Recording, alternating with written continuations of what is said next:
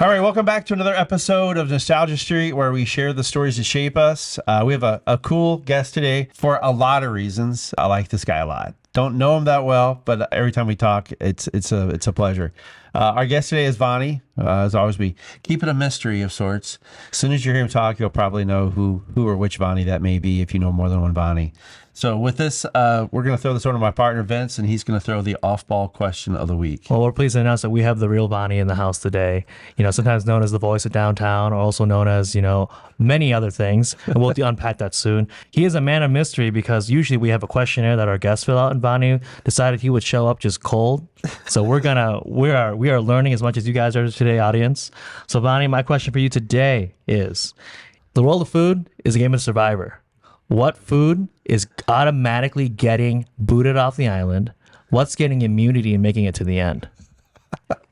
Oh, that's a good Actually, one. wait. What gets immunity in the first round, but what's going to make it to the end? Because they could be different things. No, for sure. For me, I'm going to say a food group. I have a consistency issues. So anything I can do this with, I don't really eat. So that's yogurt, that's cottage cheese, that's everything. Out of there. And what would get immunity is an interesting question, because for me, it would be, my major food groups are like pizza, wings, and tacos. If you're telling me I get to alternate the actual type of tacos for sure. I can eat tacos every day. That's an island food for me. Interesting. Along with wings. Yeah, soft shell or hard shell? If I got it, okay. making it tough. It will probably be soft shell, just because soft shell accommodates more different types of meat. But a good beef hard shell taco is just legendary. Okay, and you were safe to that? Please pull around to the corner. And window number 2.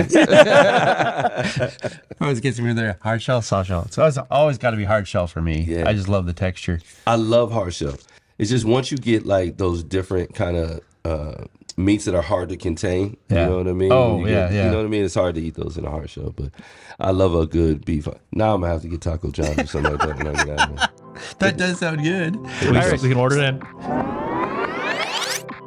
Nostalgia Street invites you on a retro ride that's more than just a trip down memory lane, Uncover life lessons and personal growth stories that stem from our collective past. so you can live a richer, more connected life today. Whether you're a 90s kid, an 80s teen, or simply young at heart, you'll find something to relate to in each episode. Now, here are your hosts, Vince and Jeff. So our guest today is Vaney Hariri. Did I get? Yes, Okay, you here did very good. from Think 3D, and you have also this apparel company too. Very sweet. He's sporting it today. Flyover Country. Very nice. Yes, very yes, nice. yes. So we're excited to talk to Vaney. He's got the best voice. You and Corey Poor. We should have a voice off one day. A voice You guys off. have got the best local voices that I know. I'm going to be honest with you. Corey's got a solid voice, but I don't know if he's messing with me. I got a James Earl Jones flow that I could kick in and do all those other type of things. Simba, you deliberately disobeyed me. And what's worse, you put Nala in danger. Oh, I don't think Corey got that in his bag. he's more than Morgan Freeman. Yeah, which is solid. We're going to remember that line. When Corey comes on the show, we're going to have him say the same line. Let's And we'll go. play him back to back. We can go Star Mufasa Wars off. too. The Star Wars. Luke, if you can only understand the powers of the dark side, Obi-Wan can't save you now. Let's go. Oh, that's so good. That's so good. Have you sold your voice yet to the AI bots? Not yet. But I'm gonna keep it real with you. I'm not mad at it just because the team must be doing voiceovers all the time. So if I could just, AI a script and they can just pump it out and it's in my voice, I'm not mad at it. And Skynet is online anyway. It's true. What are you It's gonna true. So I think most of the guests that we've had on are very close to this area, but you're from New York, right? do? Yes, Buffalo, New York. Buffalo. So tell us what life was like when you were young and growing up. I love Buffalo. That's just such an important part of my life. And at that time, I'm an 80s baby. So Yes. being in New York State, and particularly Western New York in the 80s was a big deal, especially for us, because in Buffalo, you didn't have a ton. You had food and you had football. Yeah. So we ate a lot, and then there was the Bills. And in the early years, before it really registered to me, it was the Bills.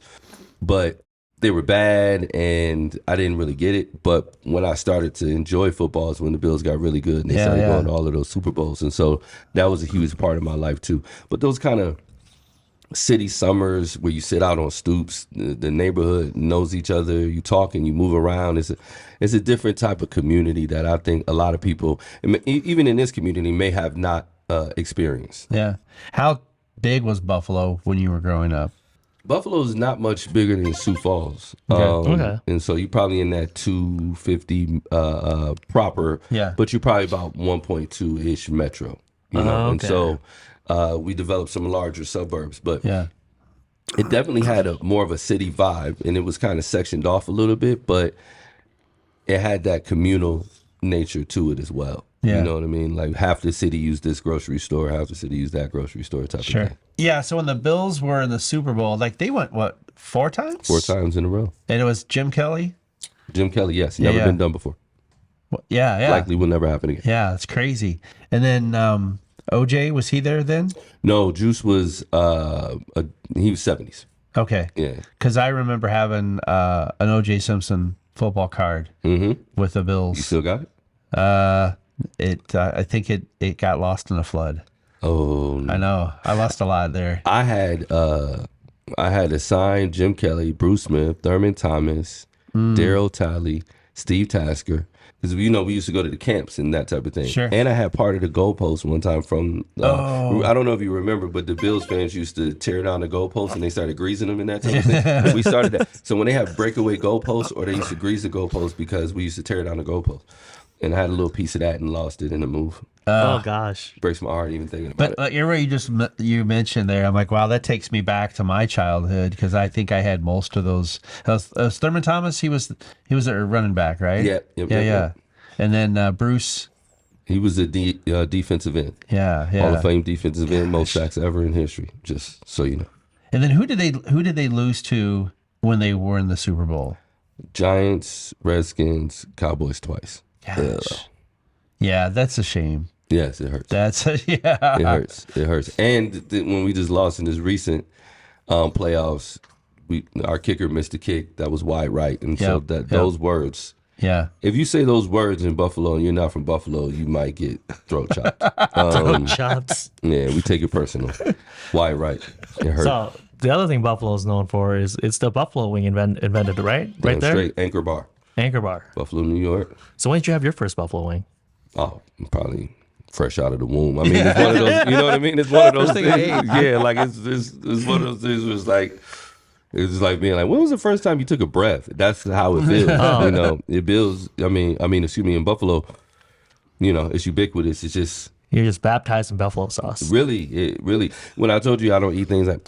And the only thing that I do eat like that would be blue cheese, and that's because it's pretty much put in your bottle when you're young, So, no ranch, blue cheese. So in this area, in Sioux Falls area, who's got the best buffalo wings? TC referees. Yes. Yeah. Have you Those done are the my swirl people. sauce? I have not. Well, I have actually. Okay. I'm normally half buffalo, half gold. Yep. Well done. Yep. In Buffalo, we like them. We like them crispy. They gotta be well done, and they know how I like it. And the team over there, I love them. They make sure they get my wings right. And if I had somebody from Buffalo come visit me, that's really the only place that I would take them. Nice. The other wings, like we might get buffalo wings, but it's just like, hey, we're eating them, and it's no Yeah. big deal. But if I want them to taste them, it's there. That's the first place in town where a buddy of mine took me, where I'm like, wow, these are great. And then it's closed now, but Cherry Creek Grill, they were affiliated with those, Yes. so you could get the swirl sauce, and that was my wife and I, it was our favorite place to go get wings. But even Cherry Creek didn't quite nail it the same way. Yeah. They just DC's the team, and people have been there. Most of their staff has been there like a decade plus. You know what I mean? And so they're all just very good, and there's a family kind of communal aspect there. I love it. There's people I've been watching football with. There's a table we used to have because they used to save us a table for Bills fans because we would come in the first 3 weeks where every team has a chance, it's always packed. Sure. And so they would reserve a table for me. And so if you were a Bills fan and there was like 9, this is where you came to be a safe haven. And there was always a table next to us of a few gentlemen. One is a Patriots fan. One is a Miami Dolphins fan. And so they basically represent the other teams in the AFC East. And we would always talk trash to each other. Right? But we've been watching football with each other for like a decade. That's how we know each other. That's cool. It's just watching football. So I love that part of it. So I love TC's. So going back to your childhood in Buffalo, what was your go-to sport that you liked a lot? It was always football. Football and Yeah. martial arts for me was a Martial arts thing. too? Yeah, Wow. yeah. So I was always into combat. Basically, we lived in an environment where knowing how to fight was Good enough. it wasn't a necessity. Like your parents taught you how to fight type of thing. You know what I mean? Like, you're gonna need that in your bag, or else you're gonna have a different type of experience. So I was always into combat to some degree. So what did little Vaney want to be when he grew up? It's funny that you had. I mean, like, I've always wanted to be whatever I wanted to be. Yeah. You know what I'm saying? That's one thing I always knew about myself. I just really wasn't going to do what other people. Yeah. I knew that part. That was the big thing for me. People wanted me to be a preacher. People wanted me to be a teacher. People wanted me to. Everybody knew I was going to talk, though. You know what I mean? Everybody knew that whatever I was doing was going to involve talking. And so that was kind of always my jam. So I didn't have any terribly specific things that I wanted to do. Yeah. Later in life, music was kind of my primary Yeah. thing that I was pursuing. But even that, I knew that I wanted to do that in a different way too. So what did school look like for you? Did you just really love to study? Were you prolific with your words back then? In the beginning, yeah, I was really good at school. In the beginning, it was fun because it was just a little bit more interactive. Yeah. And then you get to that sit down, be quiet phase a little bit later, and that I didn't do well in that environment. And I was spoiled that way though. Like my mother would actually fry me chicken wings to take to school because I didn't. Wow. I was a little spoiled, and in that particular space. And so I love school, but then there was a certain point where it got procedural. It wasn't like interactive or fun anymore. It was like, we're doing this thing, you're sitting here listening, and we take that test. That's kind of when my grades fell off a little bit. And what I realized was I would come home and my older siblings, didn't quite have the grades that I did. I had higher grades, and I had acumen for certain things. And I just noticed that they didn't lead to a better experience for me.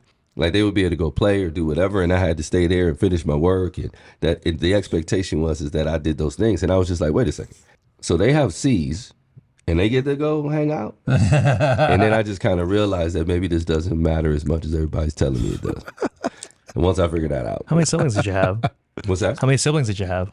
I have a fair amount of siblings. So 2 older ones. But at any given time, we were a foster family as well. Okay. So we have folks, coming and going, but a lot of my younger siblings are adopted. So in any given time, we probably had about 7 kids in the house. Wow. Wow. So while we're talking about family, so where does that name come from? So that's actually a Lebanese name. Technically, it's Hariri. I don't really say it like that because I didn't know how to really say it like that. So my brother and I, we have different fathers. He's the older one, and that's his father's last name. So my relationship with it is that. Yeah. Lebanese. Yeah. I would have never guessed. Yeah. Did you have any beef on the playground? Oh yeah. You know. Beef on the playground? Yeah. I mean, like I said, you Didn't last long if he knew. Yeah, like I said, you gotta be able to fight. You know what I mean? Like, so, those situations happen, and it wasn't like really a weird thing like that. You know what I mean? Like, it's just one of those situations where whenever you're in an environment with limited resources and those type of situations, people are gonna fight over stuff. Yeah. And that's just how it goes. Limited resources. Yeah. So what did as you continued, did you how long were you in Buffalo? I was in Buffalo. When I moved here was middle school. So in the middle school, going into high school is when Gotcha. So what brought you here? mid 90s. Mid-90s? Yeah. What brought you here? So my uncle was out here for some military stuff, and at the time, it was the #1 place to live here. Yeah, I remember that. And Buffalo was not. I think at that time, it was the 10th most violent city in the nation, something like that. Really? And Oh, gosh. we lived in one of the more violent neighborhoods in the city. So my mother's, our home had gotten burglarized. Oh, man. Vehicle gotten stolen. And I mean, my mother used to be big into Disney. And so she used to have, you remember when the Disney cases were the big cases with the plastic VHS ones? Yeah. She used to have all of those. And she was so proud of them.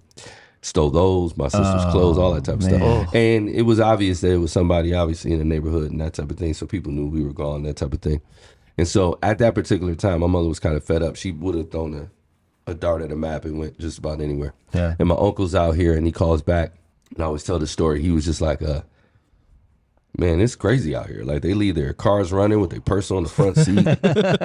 Like, they don't like their door, which was just bonkers to him, you know what I mean? Because we got bars on them, you know what I mean? So it was one of those things where let's give it a try. And so my family tried to kind of move together. So my mother came out, my uncle came out, one of my other uncles came out with all of his kids and family. And so we had a nice little contingent that moved here when we came, which was good because it was a bit of a culture shock, as you can imagine. Yeah. Especially the different. bars in there. My folks moved here in '93 from California. Same reason, because they read somewhere that it was the best place to start a business or live or whatever. Yeah. And same thing, culture shock. The winters got them bad. Yeah. Jeez. Yeah, well, the winters, we mean not so much because Buffalo. But I did find out the difference between snow and cold. Like, we have a lot of snow in Buffalo, and it gets cold, obviously. But the wind chill here is just different level. Different story. It's a different level.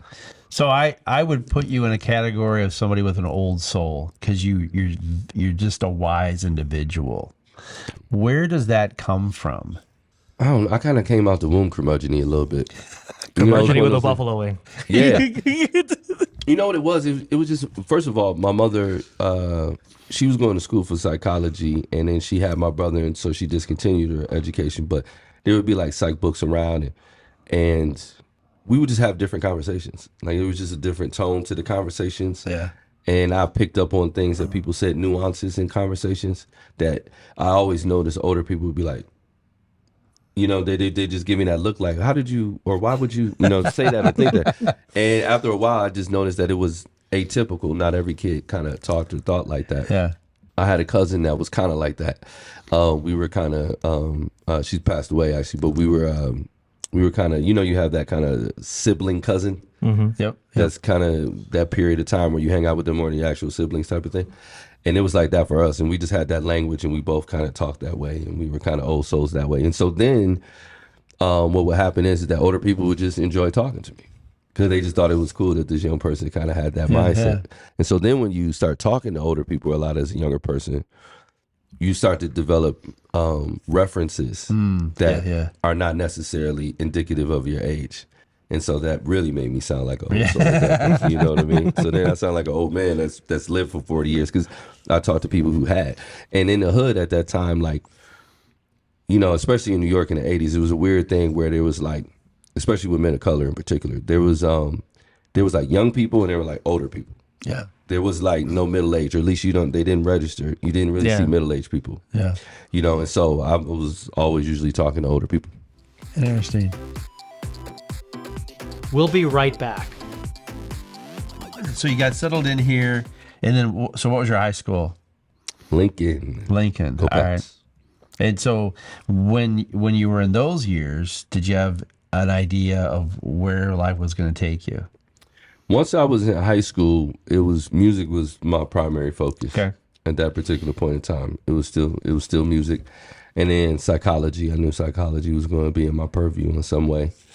Again, it was just one of those things where I was that person who was in the back of the class giving somebody advice about, like, you know what I mean? It was like, and it was just never a thing in my mind that really made age a really relevant factor. Like, just growing up at the time when I did, there was always like your elders and that type of thing. There was always that part of it, but I just never really saw it that way.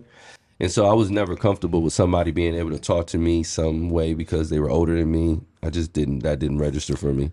And the way I talk to people my age, I didn't mind talking to them with wisdom or as like a mentor or whatever, just because they were my age or because they were younger than me. I just didn't feel that pressure. Yeah. I have this imagination right now that Vaney's always had this voice. So like just a picture like high school, bunch of freshmen, just voices are breaking, and then there's Vaney in the corner. Well, what you need to do is this. And I'm trying to think when I got it though. Actually, I think it started kicking in freshman year probably. there you go. Yeah, it probably did start kicking in freshman year. And then it got heavy. And then the bottom fell out. It just kind of dropped. But the other thing too is that because I started music at that time and just recording and doing all of those things, you start to learn how to manipulate your voice and use it and find its true register or that kind of part that is natural and authentic, but sounds well through the wire.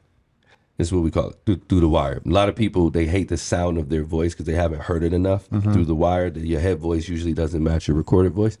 And so once you get a certain amount of reps, you kind of know how your voice sounds through the wire. And then you can, talk like that. So you're doing this music mostly outside of school then? Yeah. I had an interesting high school experience because I had a ball, really, for the most part. Yeah. And I don't know where my supervision was, but they kind of let me do stuff. I had an AV project. We had to do an infomercial on a product, and the product that we invented was Pimp Potion. And so I'm in the hall doing man on the street interviews with people, in the hallway about, going from wimp to pimp. And I was, now I look back on it, and I think the video is even online someplace.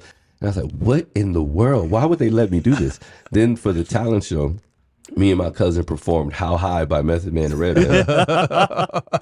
What? You know what I'm saying? And then we had an AV radio station, and we named it KEGG Radio. So Keg Radio. I mean, we were not being subtle about any of these things. You know what I'm saying? And they kind of let me rock. And so like, it's funny when you think back on things, it becomes a little bit clearer to you, or maybe you fill in the blanks. But it was just clear at a certain age that like I was going to be Vaney. That's what I was going to be. You know what I mean? Like, and I'm not a person that's really whatever about money. That just doesn't, because I went so much of my life without having it or not having enough, that you just realize that if you need it, your life is not going to be what you need it to be. And so when you realize that you could be happy without it, and so for me, it was just all about, am I going to be doing something that I want to do? Yeah. And I could do a bunch of stuff. So, even now, when people talk about Think 3D, one of the most common questions people get is like, so what do you guys actually do? Because we don't really define it like that, which is frustrating for some of my team because they want to just be, specific. But for me, I hate the idea of a person that doesn't really know me or hasn't engaged me thinking they know what I could do. I love the idea that when people call me and they say, hey, we got this thing, I don't know if it's something you do. And I was like, it just so happened. You know what I mean? Because if I want to do it, I want to do it. I want to be in. I want to do the stuff. So that's kind of my thing. So where did the musical path take you? Tell us about that. We started so I was recording with a label called J Sporte. Jay Logan was the producer, and I was just this young kid kind of hanging around, trying to record, and they kind of put me through the paces because it was a more professional. Actually, in a couple magazines, it was one of the top 10 studios in the nation that was here. Most people wouldn't know. Wow. Full analog studio, full digital studio, and that was early digital because we were just coming off of people doing reel to reel. It had all of the stuff. Euphonics board, if anybody's into that type of stuff, they'll get that. And so, it was professional. It was like real musicians being developed here. And so I was working with them, and it just wasn't moving at the pace I was young. I wasn't the priority. And at the time, my business partner, Tamian, and one of my good friends' brother, Thomas Martin, they formed Nobleman. And the third person in that group decided they didn't want to go, and we did a show together, and they saw me perform, and I saw them perform, and then kind of the next day that person left the group, and they said, hey, you want to get down with us? And they just seemed serious, and that's what I wanted. I wanted people who really wanted to do the thing. And so once we did that, Nobleman kicked off, and we did that for a long time, and we helped develop the music scene here, particularly the hip-hop scene. Yeah. I think Vince had mentioned that because you're younger than me. Yeah, I know Vaney as a musician before I know you as anything else, really. Well, and most people, and that's the other thing that's what I love. It's like I've lived like a few lifetimes, and I have a whole set of people who know me from a thing and deeply, because I believe that if I do something, it's important for me to do it at a level where I know that if I wanted to pursue that solely, I can do it at whatever level. Because I'm a person that I used to struggle with the idea of being the jack of all trades. Jack of all trades, master of none. But like most people, I didn't know the actual phrase, which is jack of all trades, master of none, but oftentimes is better than one. And the concept is that sometimes it's better to have a diverse set of skills. And I appeal to that. And so I realized that I could be a master jack of all trades. I'm never going to do anything to true mastery because I'm never going to give it that focus. Yeah. And I don't want to. But I want to be good enough at it that I know that if I did want to, I could handle my business. So That's dangerous. I remember I had coffee with Tamian. This is a couple of years ago, probably. And so he told me that you guys worked at a similar, same call center, and then that evolved into Think 3D. Yeah. So tell us about that.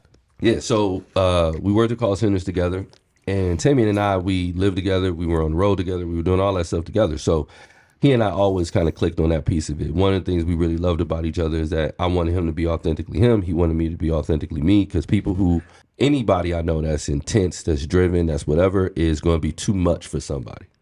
And so really the goal is finding people in your life that respect that because they want that. And we always had that.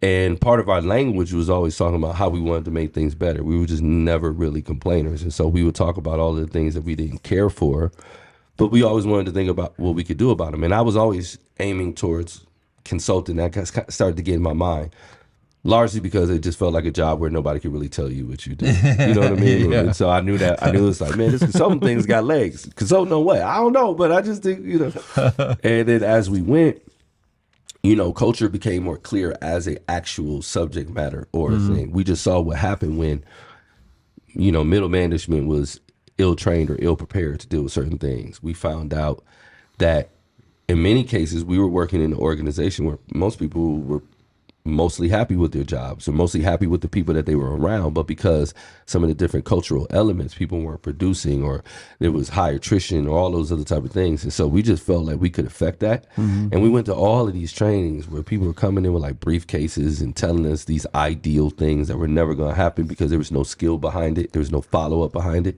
And we said we could do that better.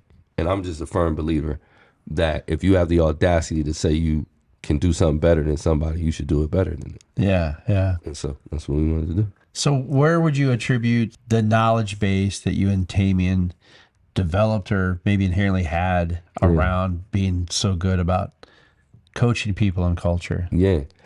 I think being good at those things is more about desire. I think people think about going to school and doing those type of things. And don't get me wrong, that's important. There's a lot of knowledge to gain there, but idealistic knowledge is just not really useful. Applied knowledge is useful. Yeah. And for most people, if you observe, see, the scientific method starts with the observation. A lot of people treat it like it starts with the hypothesis. What do you think? But that's not what it is. It's what do you see? And for most people, if you just pay attention, the stuff is laid out for you. You see when people get talked to like that, they respond like this. You ask this person, hey, did anybody show you how to do this? Okay, well, why would we expect this person to do it? Well, when people step back and look at culture, it's absurdly obvious. It's absurdly obvious, especially when you consider the person. I always say people are easy to get along with when you account for them being people. And so that's a lot of it. And yes, a lot of reading, leadership books, things of that nature. For me, like I said, psychology was initially my pursuit. That's what I was initially going to school for. I was in seminary for like 3 months. And all of those type of things. So little bits and pieces of knowledge here or there. But honestly, the great majority of it was what not to do. And what we just didn't enjoy about the experience. Was there a particular point early on where you and Tamian were like, holy crap, I think we really got something here? Like, was it a particular experience with a client or an opportunity or something? Well, we just had success. And first of all, for me, the greatest measure of success for me is happiness. It always felt like I felt better than people. You know what I'm saying? Like, I would be there and it's like, I'm having a good time. You know what I'm saying? Or I enjoy my life. And so one of the things that I do whenever it feels like somebody might be wronging me or anything like that, I always ask the question, is this something that a happy person would do? And if it's not something that a happy person would do, I'm always more curious and frustrated, because why would you choose to talk to me that way or treat me this way if you were happy? Happy people don't do stuff like that. What's going on with you? Because I was just always a secure person. Yeah. I'm always going to advocate for myself. I'm always going to do what I want. No one's in charge of me, that type of thing. So I was always a secure person, which just made me more available to be there for other people. And just listening to people, what would happen is, because I would listen to people and I wasn't afraid to say what needed to be said, people always brought their stuff to me.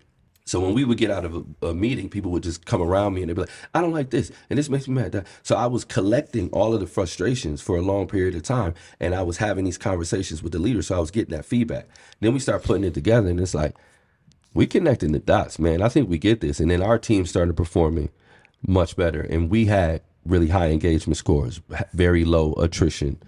And I was able to be happier, more casual with people, more open with people, and we produce more. And so then I was like, look, you can do it like that. Because people always try to convince you that the hardest way to do it is the best way to do it. It's often the more surefire way to do it. Like if you just work hard at something, yeah, it's going to work out over time. We don't really talk about what it does. We always talk about being on the grind. We never talk about what's getting grinded. Is it you? Is it your marriage? Is it your sleep? Is it your whatever? So for me, I think it was Bill Gates that said, we always give the hard things to the lazy people. They'll find an easier way to do it. Yep. I'm kind of that person. And Tammy is the grinded out person. Yeah. And so between that kind of negotiation, we're like, there's certain things you need to do. What are those? And there's a lot of stuff we don't have to do. Yeah. And we get to do whatever we want. What are those? And that just kind of really hit for us. So how do you, this is kind of a culture / HR-ish kind of a question. There's a lot in the society, the press, what have you. Like when I grew up, we never heard a lot of conversation around generations. It was just we're Americans or whatever. And, you know, in the past 10, 15 years, we've distilled everybody down into these buckets. You're a boomer, you're a millennial, you're Gen Xer, yada, yada, yada. How do the generations, like if you could wave your magic wand and cast the spell to fix it all, is putting people into these buckets as generations healthy?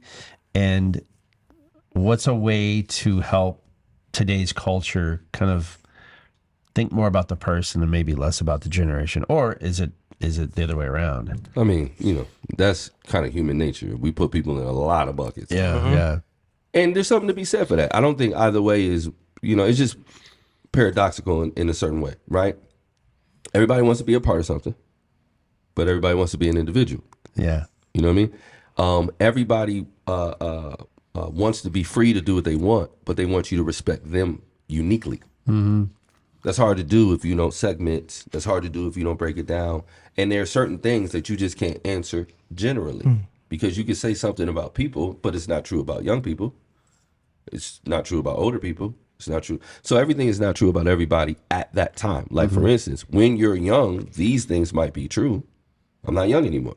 Yeah. We were just talking about it, whereas I always tell people when I'm talking to young people about their behavior or whatever it is that they're doing, I always say, I'm not above it, I'm beyond it.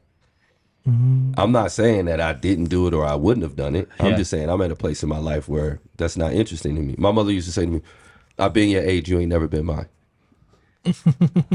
So do I ignore that? Do I ignore the experience that you have from having more life? Or do I ignore that your youth and exuberance gives you a different energy and a perspective to take on things I'm not interested in taking on anymore? So those things matter. They just don't matter as much as we put on it because we make people a monolith or whatever.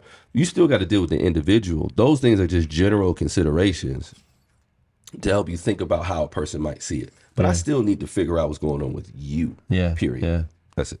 So part of that is teaching that piece of it, and that takes some time. And the part of the reason why you probably didn't experience it is because boomers were such a huge swath of the... Yeah. Well, so it wasn't like it was a generation. Sure. You know what I mean? And so it was different. But I promise you, the greatest generation felt some way about boom because the 70s were happening. That it was definitely happening. Yeah. It's like we went to war. Anybody who went to war, They'll tell you. felt Don't like tell you. That's the right way to put it. and they felt like the next group was soft. But I always tell people, here's what we got to remember: we get frustrated with this as if it's not a result of that. These people ain't come from nowhere. Yeah. You know what I mean? They didn't pop up out of anything. And that's why people say hard times make soft men make hard times, yada, yada, yada. We'll be right back. So we skipped a step in here, and I want to go back. Yeah. So for people who are listening to this, but they're like, okay, they're talking about Think 3D, but so what is Think 3D? Yeah.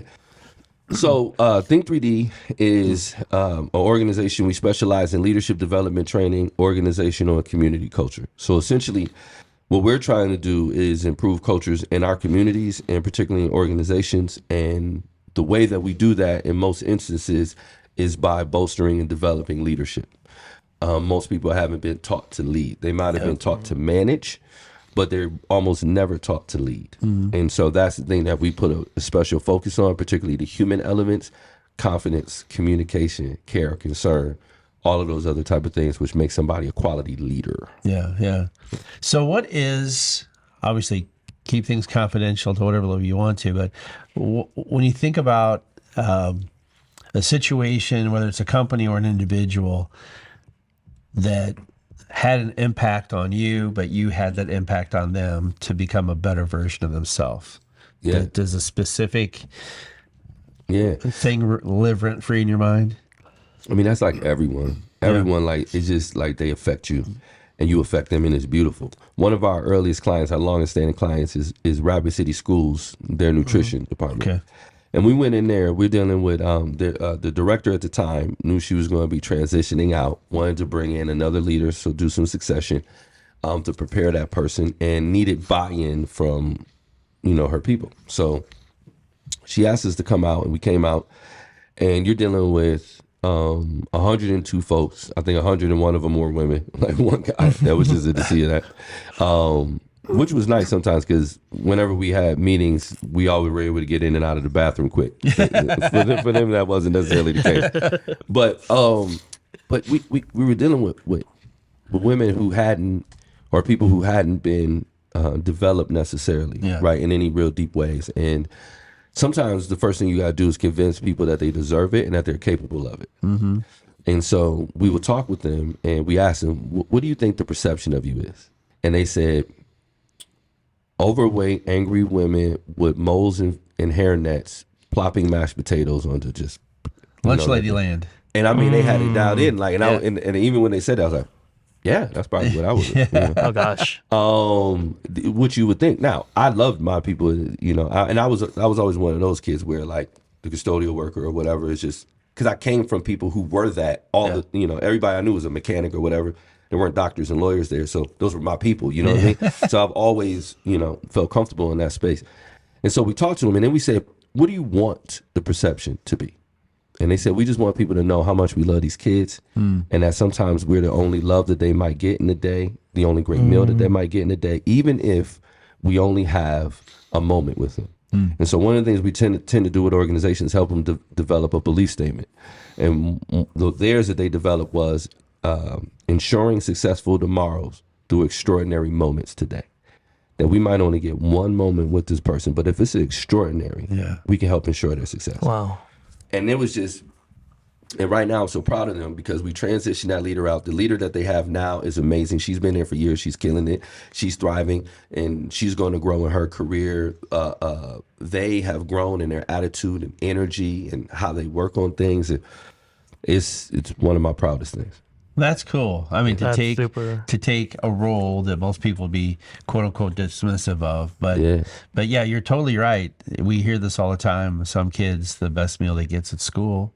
They might not get to eat at home, and then to know that, that employee really does care, not just about the paycheck, but to care about what they're doing to that kid, and just that one little thing they could say could probably make or break that kid's day or that week. 100%. There's so many jobs that people have that they would only do, if you just objectively look at it, they would only do if they cared about it or needed to. Yeah. There's a lot of jobs that are not want-to jobs.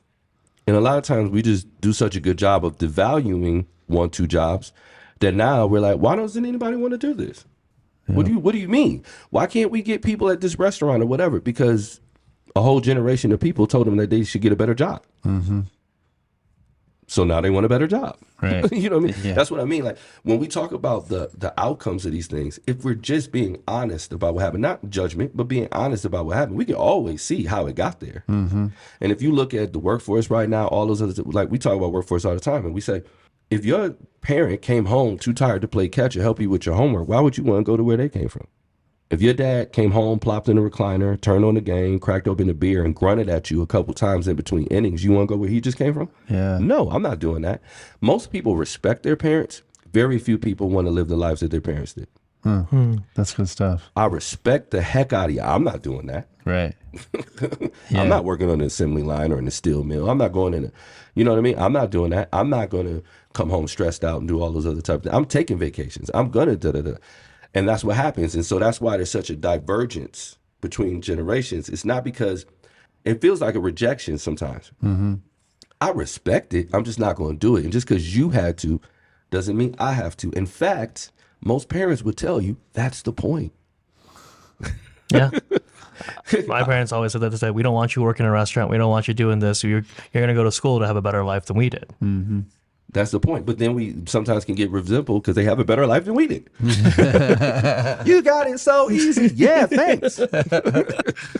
So what's a simple but often overlooked action step that a business leader could take to become a better leader? Couple simple things. Number one, leaders go first. That's the easiest definition of it. So if you're waiting for somebody to be the bigger person or to do the right thing or whatever, leaders go first. Yeah. So if you ever find yourself waiting for somebody else to go first, well, you know who's leading. That's number one. Number two, if you're going to lead someone and you have the audacity to want an autonomous adult human being who gets to do whatever it is they want in this world to follow you, the very minimum you should do is give some consideration to where you're leading them. And many leaders, quote unquote, don't have any idea where are you leading? Are you leading me to happiness, to growth, to development, to success? Or are you just leading me through telling me to do things so we can accomplish an arbitrary goal that may not actually impact me overall? Sure. That doesn't work. When you think about a human being that is devoting time and energy and effort to you, where are you leading that person? And it'll automatically change your posture. Is there a, sorry, Vince, I'm just going to keep asking buddy because I love the conversation. Yeah. I've had a whole class with him, so I'm... He's heard me a lot. If you think about I'm kind of borrowing from Vince a little bit. If you think about either a cartoon character or a role in a TV or a movie, who do you believe is the best role model for other people to follow? So in other words, it could be, it's a serious question, but I want it to be like open. Like when you look at different characters on a TV show or a movie or whatever like that, and you're like, I like that guy. I like that gal. I subscribe to most of what they say. Who'd be like a good role model? Textbook. That's the Think 3D role model. It's interesting. Like, just as you say that, I think it's hard for me to think of any one character just because, especially in my youth, the characters were made so perfectly that now it's hard to, because we know that's not that. To relate. Yeah. So for me, it's kind of more like an ensemble type of thing. You know what I mean? Like, and so the two extremes I would use is like a Voltron type situation, and I would use the Golden Girls. I used to watch the Golden Girls with my girls, but it's having dimension. Yeah. You know what I mean? And I always used to love Voltron because it would come together and it's like, I will form the head. And sometimes you got to think, or sometimes you got to get in with your hands. Sometimes people just got to move. That's a good. And you need that thing to come together sometimes. And the Golden Girl is just that diversity of personality. And that could be contained in the person. Yeah. And that was always my thing, is not being limited in my experience and being able to be the funny one, be the quiet one, be the whatever one, be whatever. Yeah. You know what I mean? So sometimes you're like, oh, I need to be Blanche today, but I need to be the right arm. Yes. yeah, really. I mean, really, because sometimes Blanche had the bars. And sometimes, it'd be different ones. Like, it'd be different ones that had different things. You'd be like, that's hilarious. Or that was, and I like that part of it. And I just think if more people were comfortable with displaying all of the sides of them, well, it would just be more comfortable. So who's a leader that you really enjoy, or somebody that you really wish that they'd either write a book or do something so that their message could throw out there? Somebody that you just really look up to. Locally? Locally or wherever. Well, maybe both. Well, I have a lot of people that I'm interested in hearing from. Locally, I'll just speak generally, if you don't mind, just because there's a lot of them that I could name. But I'll just say women right now, locally.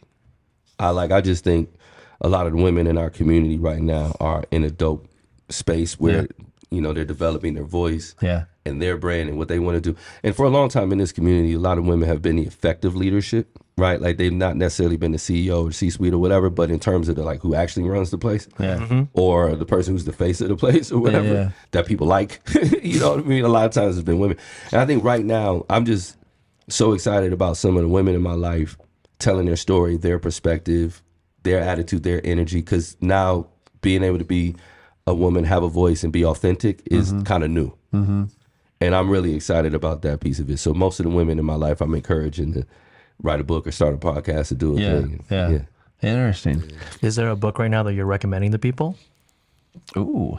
Elevate, written by Tamian Dysart of Think 3D. Make sure you grab that thing. Is that new or is that? Yeah, that's new. So he dropped it. He dropped it last year. Oh. So proud of my brother with that. You know, he takes those things so seriously. I'm the visionary, eccentric that, doesn't write stuff down or, doesn't, you know what I mean? Like something like that, me doing that by myself, getting done end to end, it probably ain't gonna happen. Like I gotta have a ghostwriter with me just to do a lot of great knowledge in that. A lot of great knowledge in that. So where will Think 3D be in the next 5 or 10 years? Here. You know what I mean? Like not geographically. Yeah, no, but I mean, well, and I don't mean it just geographically. I do mean it in that way, but I mean present. Yeah. You know what I mean? Like where, for me, it's like you gotta be where you at. So part of that is that because whatever we're gonna be doing is gonna be dope. Yeah. For me, it's just being present because I'm a community person. So when we talk about we just closed on a. Well, that's what I was hoping. No, I appreciate that. I'm coming back to it. We're starting a retreat space. So we just bought a Hunt Lodge yesterday, and we're converting it into a retreat space, mind, body, spirit type of situation. People will be able to come stay, get training. It's on 10 acres. It's in McLean, South Dakota.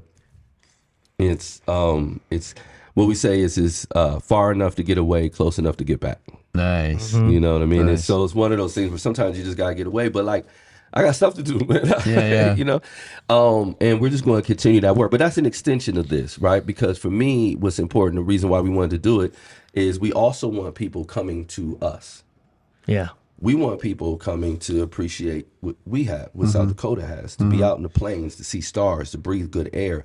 And sometimes we got to break out of this kind of low self-esteem where we feel like we got to see our lens through everyone else's. And sometimes we have things to offer people. And so when I say here, that's kind of what I mean. It's like, I want us to realize that we can touch every single part of the world here by being present. You know what I mean? Yeah, I love that. See, I love that. You were very deliberate in your style choice today. We're always repping Buffalo, but always repping South Dakota flyover country 100. there. Like, very deliberate. 100. So the work you guys do at Think 3D, building leadership, I'm fortunate enough to be a graduate of one of your programs. Yeah. I think we would be remiss if we didn't talk at least a little bit about how you've been literally building leadership from the ground up in our community. Yeah, this is a put your money where your mouth is type of thing, And so you say you want better leaders, and this idea that you can find them on Indeed or you can hire them or whatever is just like preposterous. How? Where is a person going to get this? And so for us is to say, we said from the beginning, I want to go to the polls in 10 years, and I want to choose between the best of the best, not the lesser of two evils. Yeah. And the only way that I could do that is if I affect both. So if I'm a Democrat, I want good Democrats, then I make sure that if the Democrat lose, I don't have a good Republican, or I don't have a good independent, or I don't care. Yeah. I want somebody to come here. I want to be able to point them at any business and say, go there, you'll be safe, and somebody will teach you. If I can't do that, we got work to do. So you can't want it when you need it. You got to build it. And so for us, we wanted to create a program. It's a 12-week program. 2 hours each week. We talk on all of those intrinsic type of things that people think of as soft skills, but are the skills. Like those are the things. You could be as smart as you want to be, but if you can't communicate, you're not going to get along with people very well. And if that's the case, how smart can you actually be? And so we teach those types of skills that sometimes get put on the back burner or devalued because they seem too subjective or they seem too intangible. But they're really the things that actually make you enjoy life and want to show up to a place day in and day out and do things with other people. And so we do a lot of that work. And since then, since 2018, when we launched it, our goal was to produce 500 formally trained leaders by 2025. I think we're approaching 750. Nice. And so by 2025, we would be nearing 1,000. And now we will have a version, when I leave here, we have a version of programs in high schools.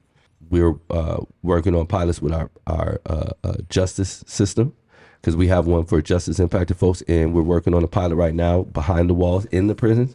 We have some for private businesses. So now Leaders of Tomorrow is a way that we're developing leaders in a bunch of different aspects to better our community. That's awesome. Yeah. Good stuff. Really good stuff. I want to throw a ball backwards a little bit because this is Nostalgia Street. Yeah, let's go. Let's go back. Real quick, Vaney, what advice would you give today to 8-year-old Vaney? And what advice do you think you should take from 8-year-old Vaney? Good question.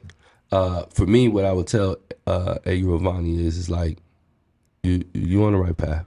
You get it. You know what I'm saying? And because sometimes I think we don't confirm young people. Like the thing about when you're young, how often you hear you're right or I agree. Yeah. You almost never hear it. And that's the type of validation that people need. And then the advice that an 8-year-old me would give me is, how'd you get so big, bro? Back off the Hold up on those wings. you know what I mean? Like back off the donuts, bro. Let's blue cheese. Yeah, like relax. You know what I mean? Like the 8-year-old me would never say let's blue cheese or the wings, but there's some other things I could probably cut out. So that would be the advice I'd take. All right. question? Your rapper. All right, so as we wrap up the show, my friend, one thing that we want to connect our viewers with is there something from your upbringing, from your developmental, whatever it is, period you want to call, is it a quote, is it a story, is it an anecdote, is it something? Paint that picture for us.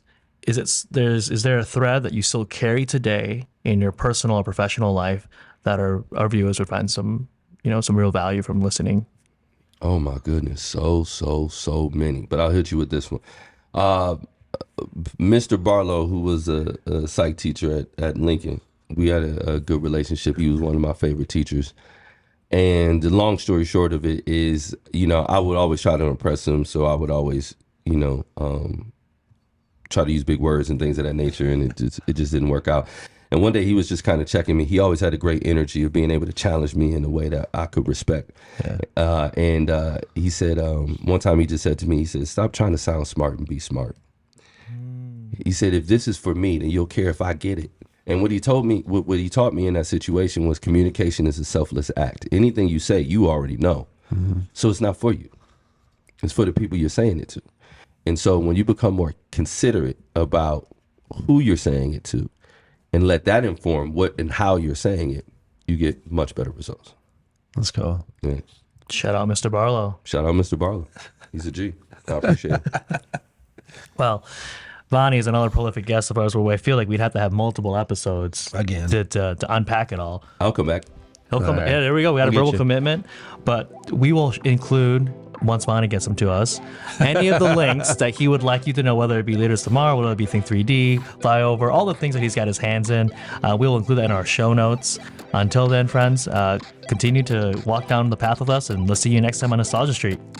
Make sure to subscribe to our podcast on your favorite podcast platform. If you're on iTunes, please take a moment and leave us a rating and review. Head on over to our YouTube channel and hit that subscribe button. You'll get access to engaging visuals that complement our podcast content. Thanks again for tuning in, and we look forward to having you with us on our next episode. So until next time, listeners, stay curious, stay engaged, And never stop walking down Nostalgia Street.